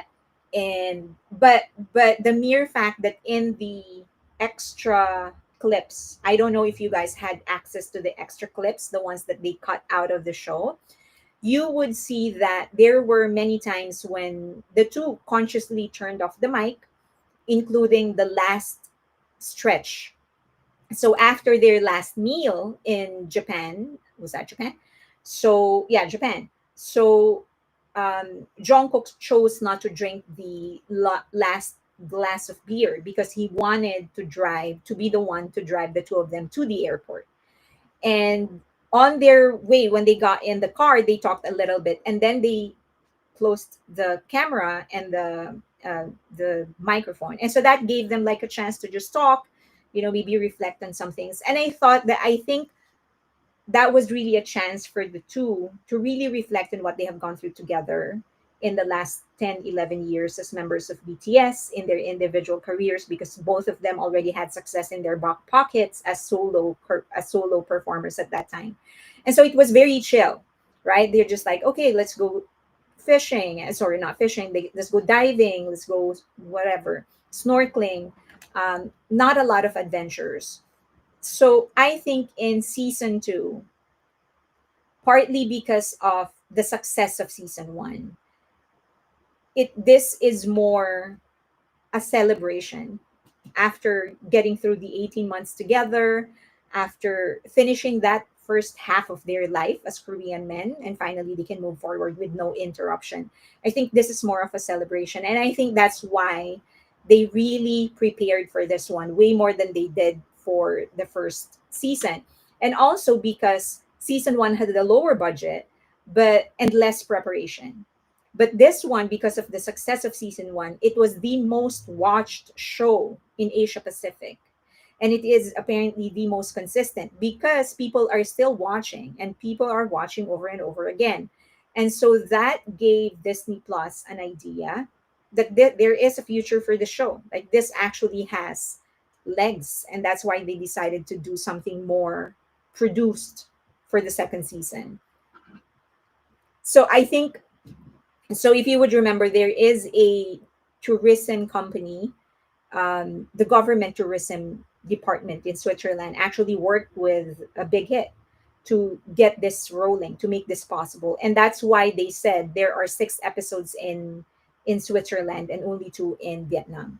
Remember that Malta, the guy said JK needed to travel with Jimin because Jimin would make sure JK would experience things instead of just being it on the computer. Yeah, I do remember that it would actually be Jimin. I think it was RM talking to Jin about it. He said that Jimin would be the one to get Jungkook out of the house, like just to try things and enter things, enter shops and do certain experiences. Yeah, I remember. Season one was rushed because of the military service. Yeah, I think it was really more to reflect more than actually creating a show. So I think season two is a little bit more produced this time. It has the highest. Season one had the highest viewership in APAC ever, in any show of Disney Plus. So everyone was shocked, including Disney, with the kind of reception that they got. So I think this one is going to be more chaotic in a more produced way, because the production company actually prepared, Big Hit actually prepared for them. 11:25 they had the Mezamashi TV show, and then there's another one, 12:05 All Night Nippon radio show. He said that Jimin likes to show JK things. Yeah. And then it looked like JK almost kidnaps Jimin for season two. Yeah. It seems that they went to Jungkook first, and then Jungkook picked up Jimin. Okay, I love this shore. I love this this portion when they said, "Are you sure?" Always ended up, "Yes, I'm sure." It's because they're right for each other, and I think this is the inspiration for the drawing of Jungkook. And then there's a huge billboard of Jungkook, by the way. Here. It's huge, it's gigantic for CK. So wow, Jungkook. Disney Plus isn't really promoting the show in the West, it seems, because you don't see it in Disney Plus. You can really tell JK is a homebody. Jimin calms down Jungkook a lot and stops Jimin from being nervous. I think they are each other's safe space. Like, yeah, they calm each other down. I think they're more comfortable, and they actually um, they verbalize that. I mean, for Jungkook, he said in season one, like he had the best time traveling in during that show. Like that was some of his best uh, travel. So yeah, I think they are they mesh well together in traveling. I don't know if you know this, but like there's this belief that if you want to know how compatible you are with another person, travel with that person. So I think they both of them actually prove that they're very, very comfortable with each other. Where did you get to watch the trailer? You can watch, so it's in Bangtan TV. It's there. And then it's also in Disney Plus Philippines if you want the subs. Support person comfort space, could be support person comfort space. And then Run Sok Jin is going to have a movie version, so it's going to be shown in cinema. So please watch out for that. And also the J-Hope is done. The J-Hope movie is done. So just a little update on the music industry. This is the first AI company, Clay, that was able to forge a partnership with the three majors, so Warner, Sony, and Universal. And the big difference of this AI company is that it allows fans to use the song of an artist for whatever. So you can remix it as a background of your video, or you can actually release it. So like a song. But of course, the credit is going to be given to the original artist. And so it kind of makes it easier for musicians to work, to collaborate, or use someone else's song as a sample in their own song. Now, what it does do is that it makes it easier for the labels, for the majors to track who's using that specific song of their artist. And if it's easier for them to track, it's going to be easier um, for the artist to collect their trademark, their royalties. And that is the reason the three majors said that is the reason they decided to work with this company, because they know that many of the songs of their artists are being used as samples, or it's being remixed, or it's being covered by other artists, but it's so hard to track. Now, with this technology, it's going to make it easier for them to track who's using what and also collect for their artists. And so many industry experts are saying it this time it could actually be good, because you can't stop people from using somebody else's song as a sample, but at least then you can get the artists paid. Okay. And then for the industry at large, it potentially sets precedent for how labels handle AI generated music. Okay. Then Live Nation. So if you would remember, Ticketmaster was sued by the court, by FTC. And now Live Nation is trying to get the lawsuit dismissed. What FTC wants is for Ticketmaster to not hold monopoly over tickets, but they're trying to get it dismissed. They said that they only have 30% of the market share, and that they said is not monopoly. The only thing that they missed to say is that that 30% is the most common venues. So let's see what's going to happen. At least Ye was able to spend time with Wuga. Te was able to spend time with Wuga Squad. Okay, and then Cortez announced their official fan club name, Core. That's the name, Core. Uh, Color Together. Color Together is it stands for Color Together, or Cortez Together. Color Together, I think. So Core is the name of the fandom. Okay, I guess it's. I guess. um, you can't seem to find the trailer. No, go to Bangtan TV, Bangtan TV YouTube. And then Stray Kids becomes the first act in history to debut their first 8 single charting albums on Billboard 200 at number one. So this is Do It actually ended up at number one on Billboard 200. Now they just have to be able to learn how to hold the place.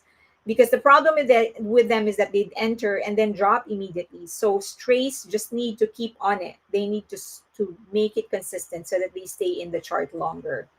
Okay, next, not crazy about me. Maybe it will grow in me. I still believe that Army is the best fandom name. I think that one actually beat Big Hit got right. I got right.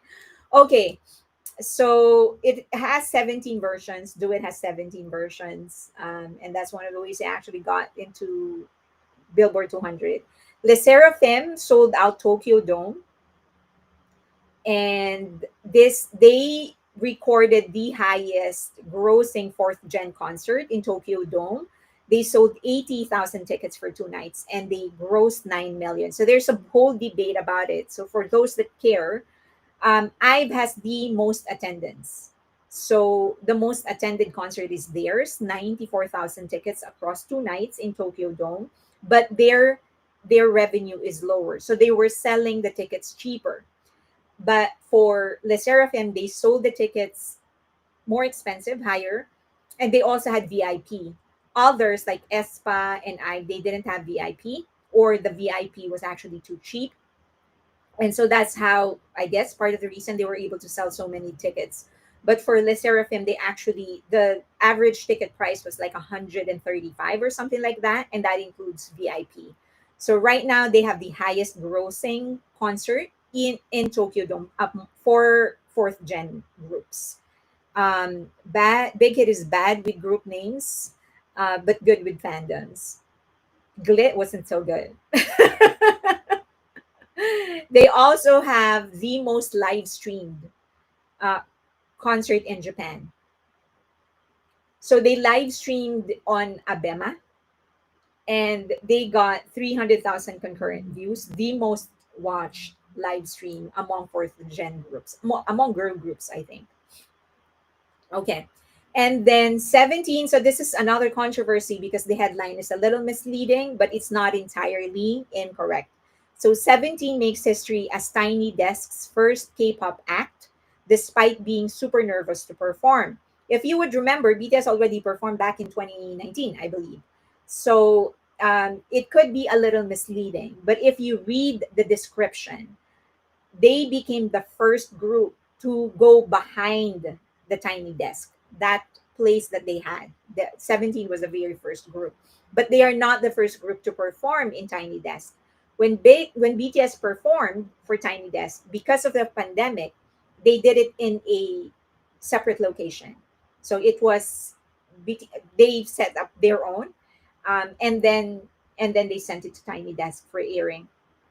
But for 17, they actually went to the tiny desk location, so that's the difference. That's why they're saying they were the first K-pop act to actually perform in a tiny desk. They were talking about the venue itself, the location. So it's not a huge thing. I don't think it's a huge issue, but as always, it's becoming a source of conflict. I'm gonna have to check out their tiny desk. I haven't seen it. They said it's good. They're good, so I have no problem that it is good. This is where being first feels like being desperate. Yeah, I don't think it's a big issue. I mean, even if they were the first, like in general, to perform in tiny, I don't think it's the best. It's an entirely big issue. It's like, it's tiny desk. but but to clarify, it's not totally wrong. They were the first to go behind the tiny desk, but not the first to perform in tiny desk. Let's ask Vernon's mom what she thinks. Okay, so planning. I have 15 minutes. So gathering. So I will, as you know, I'm putting together a website where people can actually come and have a conversation for places that we want to go for the concert. So the problem with Patreon is that it's actually limiting. Number one, the number of chat rooms that I can open is limited.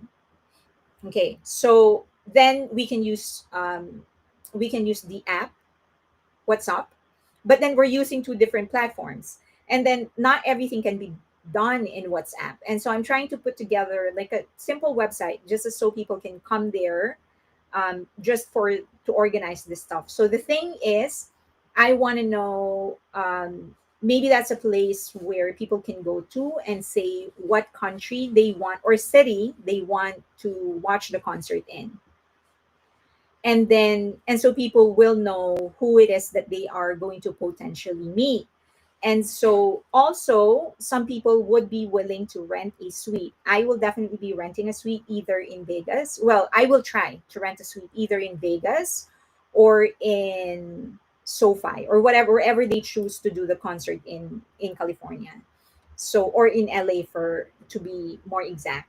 So I will try. I don't It's going to be tough, it's BTS, so a lot of people are going to try. And can you use your AEC website? Just add the link. Yes, I will. It's going to be linked to AEC website. So it's going to be so all right. So I want to know, like, who are going to rent a suite for them, just rent a suite. So then people who want to go to a suite, then they can contact whoever owns that suite and pay. So for those of you who don't know, for those of you with mobility issue, maybe even like autoimmune issues, problems, this is a good option for you guys. If you have children, it's a good option because it's limited. The number of people in the suite is going to be limited, and so the number of people you'll be sharing the restroom with will be limited as well. You have a dedicated seat and stuff like that. Okay, so and RM did a tiny desk too. Okay, so that's one. Whoever is going to take to buy a suite, and then the other, like for me, I just want to be able to get a suite for one venue because I want at least one good seat. That's it. And then the rest could be crappy. So I will definitely rent a suite either in Vegas or LA. Let's see what I can actually get. And then the other would be tickets. There will be, if there are people who are willing to buy more tickets, and then just resell to armies, then that would be a place for you to go, because not all armies will be able to secure a ticket. And so if you have an excess, if you can just please sell at the same price that you bought it would be great. And then meetups before and after the concert. If you're going to travel, especially for those traveling outside the country, I'm sure that you want at least on some days meet up with people, maybe organize an event or something like a coffee shop event so people can meet up and stuff like that. So that would be great. We'll organize it there as well. And then some people, especially those that already know each other. I mean, we've done this 2 times already. So there are people who already know each other. If you want to share hotel, Airbnbs, that would be great. Now, I know security is a huge thing. So one of the things that I will have to require is a registration. So not just anybody can go and use that website. You do need to register in order to enter. Now that is not a guarantee that things are going to be safe. So I will just encourage everybody to be very very careful. But at least those that are in Patreon, you already know the people that you've spoken with these people quite a number of times already.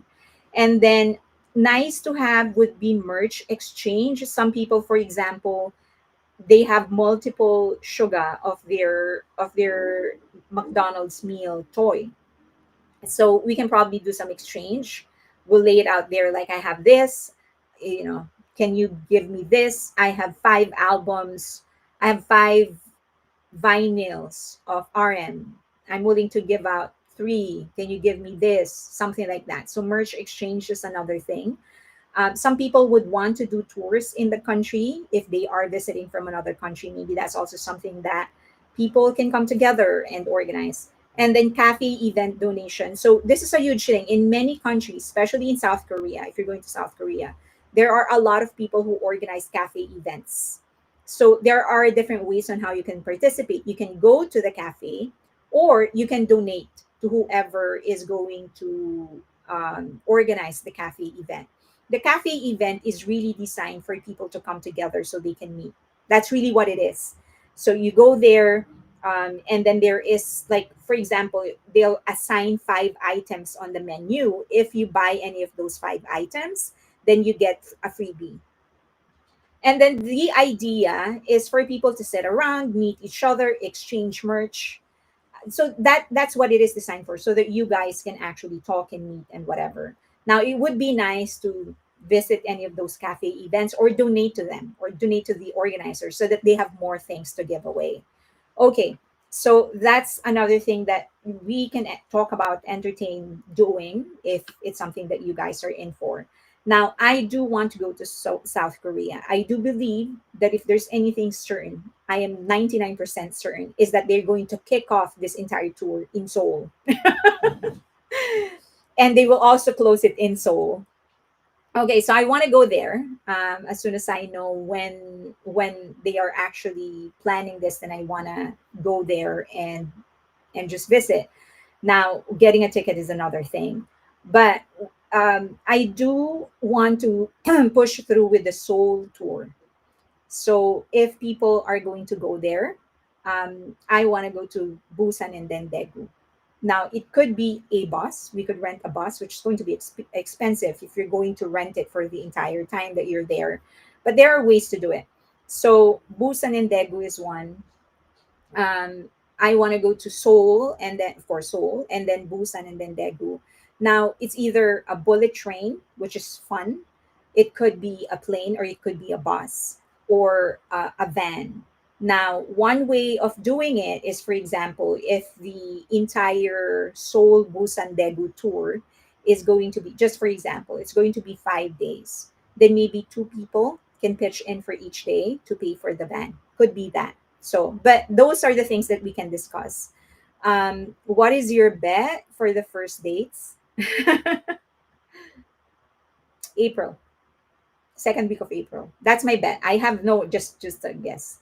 Okay. If they kick off the Soul, they will make it for cinema for sure. Oh yeah. I think majority of their concerts, they will be streaming. I think they've proven that armies are, we don't mind seeing it over and over again. That's the one thing people should realize, that we do not mind seeing them perform over and over again. So definitely, I think they'll do it for cinemas. They'll do live in person live event where it's a different venue, but you're watching it live, and then for cinemas. So that would be great. You're going to Korea in April, yeah. So that's one thing that I really wanted to do. I want to go to Seoul, Busan, and Daegu. Daegu is so beautiful, and it would be a nice time to actually go because it's not summer. When I last went there, it was summer. So that is one. We can take the bullet train, but if you're going to places like Busan or Daegu, because the buses aren't as frequent as it is in Seoul, it is better to have the a car, to rent a car or rent a bus or something. Okay, so for Seoul, these are the places that I think would be nice to go to. The Trainee Days restaurant, you know what I'm talking about. This is a restaurant where they frequented when they were still training. This is by far the best samgyetang I've ever tasted. And I don't eat pork or beef, so chicken is my go-to, and there is samgyetang. It's just wonderful. It is wonderful. So that's one place. Big Hit's old building, which is very close to the Trainee Days restaurant, and then the third dorm that they converted into a cafe, and also their very first dorm. Now, they're all four actually, up until the third dorm. You can visit that in the morning. You go there morning, and then you can visit all locations, and you're done by lunchtime. The playground where RM frequented when he was writing songs, the pottery place. Uh, this is the where they did their pottery in Run BTS. It's such a good experience, and also nice to experience something different, but also still connected to BTS, right? So that is like, I don't know, like 4 hours of your time. So half a day at the very least for pottery. And then what we did was right after lunch, we just went somewhere, went to the pottery, done with pottery, went to dinner, and that was it. So it was like in our entire afternoon. So yeah, it was around 4. I posted the pictures in Patreon if you're curious. Um, it was a good experience. It was really something different. And then the brother of Suga, has a new restaurant. So that's a place to visit too. They said the food is really good. And then the birthplace of BT21, it's in Gangnam. So the line store in Gangnam is where they actually created BT21. I want to visit that. I haven't been to that line store. I've been to other line stores, but not this one. So this is, if you see the special where they actually first created their the sketch of their first characters, that's the place, birthplace of BT21, and of course High Building, which you can only see from the outside. But they said that there is a cafe right across it where you can hang out. But what are you going to do? Just take a picture from the outside, I guess. They might open Hyde inside. Let's see if they're going to do something. And then the restaurant of Kim Sok Jin, his brother's restaurant. So he changed the location. I haven't been to the location. Um, so the new locations, haven't been there. I want to go there. Lotte World, which they have actually used as a location several times. And then, of course, yes, the cafe of Arm's sister. So that is off. It's not close. So the restaurant of Jin's brother is far from, not that far, but it's quite a, maybe 14 minutes using the subway. But yeah, so that's another place. It's the location, the cafe of RM's sister is so good. But I guess one of the things that maybe that's a place for you to go to rest. Like once you're done going around and whatever, you go there to just rest, because it's really a place, like it's nice to just stay there and do nothing. And the sister is always there. So when I went there, I did approach her. I did ask if I can take a picture with her, and she agreed to take a picture with me, but not to publish it. She said that she's been working the entire day and she didn't look pretty, and I wanted to respect that. So I have our picture, but I'm not going to publish it because she specifically asked me not to. Lotte World is an entire day. So they've shot in this location several times already. So Lotte World is actually an entire day. And so that's for Seoul. And then for Busan, of course, the restaurant, the Z Millennial Cafe, we can go to. What we did was just go around the area where the school of Jimin was and Jungkook was. It's a private area, so we just went around. We didn't really we had meals in the different restaurants there. It's really a province, like it's a province, really a province. But it has changed so much. And if you're like me, I like interviewing people. I'm very nosy. I ask a lot of questions. So that's how I got to know about the businesses. Because I just ask, people, I ask people like, the good thing, the advantage that I have is that I was with my niece and she speaks Korean. So it wasn't so hard. The thing is that the Busan Saturi is very different. So it was still very hard for us to communicate. It's usually words. We use just words, not complete sentences. So would it be a 1 or 2 week treat? Well, if you want, that really depends, right? If you want to go to Busan and Daegu, it would most likely, if you really want to make the most out of your trip, then 2 weeks will probably be it. Because just going to Busan, that's already 3 days, right? The amount of places that you're going to go. So Daegu is about 2 days as well. That in itself is 1 week, and then Seoul. So walking the beach would be nice. It's so good. It's so good.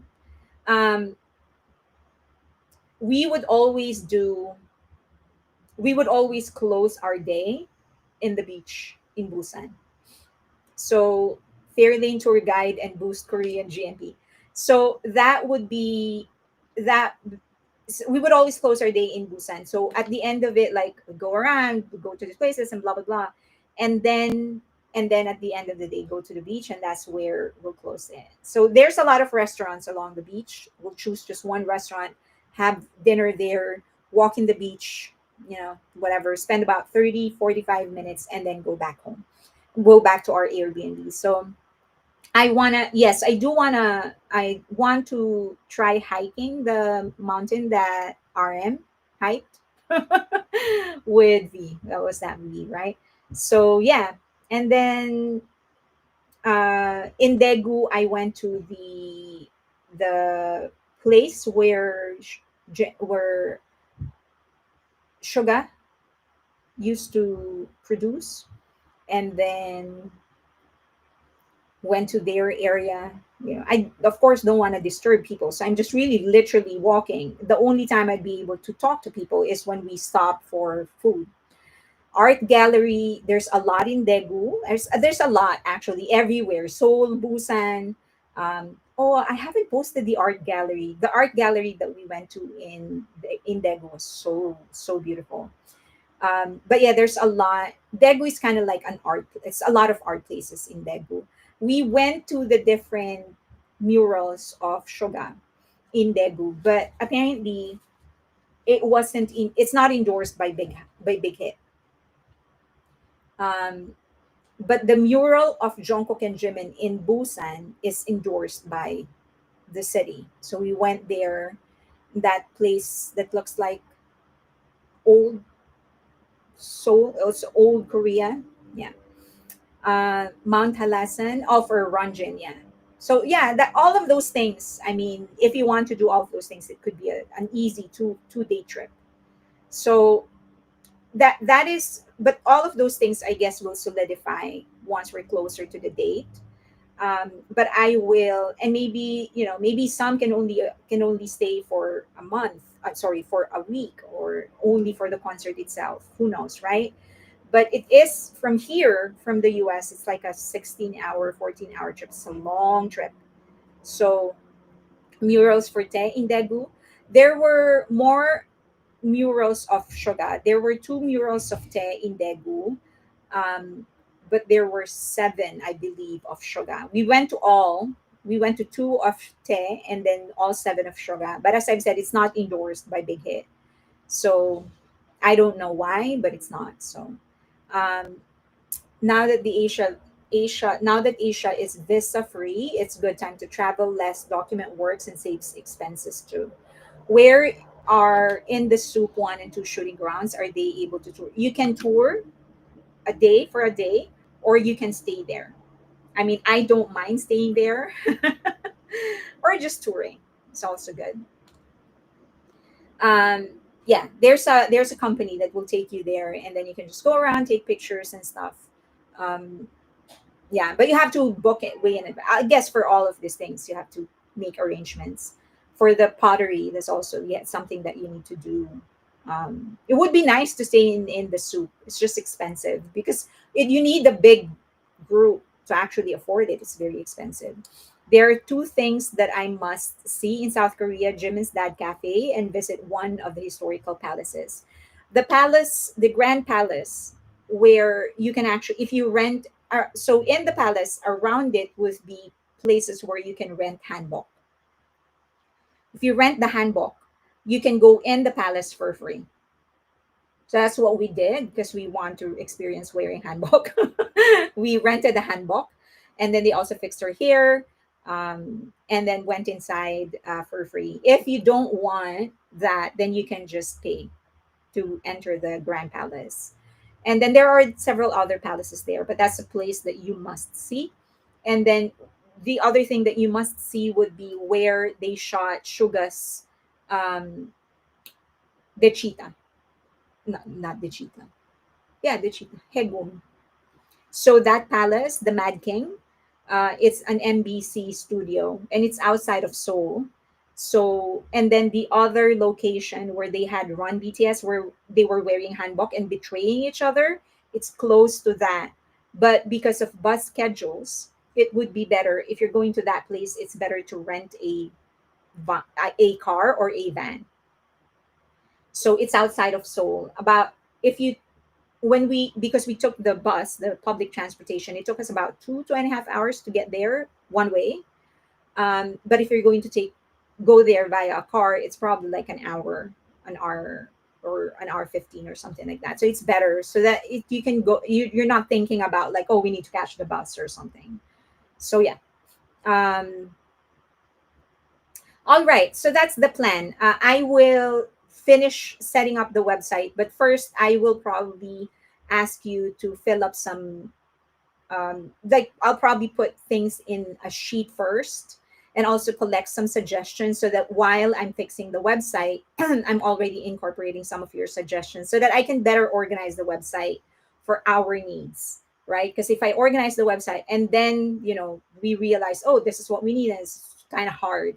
So I will ask you to give me some of your information first, like list down where you want to go, cities, and if you're willing to buy more tickets, or your group is going to buy a suite or rent a suite or something like that. And then we'll organize a website, and then you can also send me suggestions. If you want the Han River is also a must go to place. It's so beautiful. It's a lot. There's a lot around the Han River to actually visit. The other thing that I will just suggest is just bring mosquito sprays if you're going to Han River. Okay, so that's the first thing that I'll do. I'll have you fill up information on Google Sheet so that I know where you're going, what you want to do, and then if you have any suggestions, so that when I finish the website, it's kind of closer to what we need rather than keep on revising and confusing things and confusing people. But I am excited. I'm so so excited. I do wish that we could actually Jeju. Oh my god, that's an entirely new trip. Make it 3 weeks if you want to go to Jeju, but it's a very beautiful place. But if you want to go to Jeju, it's one more week. You can't take a bus to go there. You have to fly to Jeju, but it's beautiful. Okay, that's what I'll do. Okay, so I will have you fill up those information first, organize it in a website so that by the time the website is done, it's a little bit more organized. And then, yeah, that's it. Thank you, everybody. Thank you for a good live. It was really fun for me. Something light. All right. Thank you. Bye, everybody. See you on Wednesday. Bye.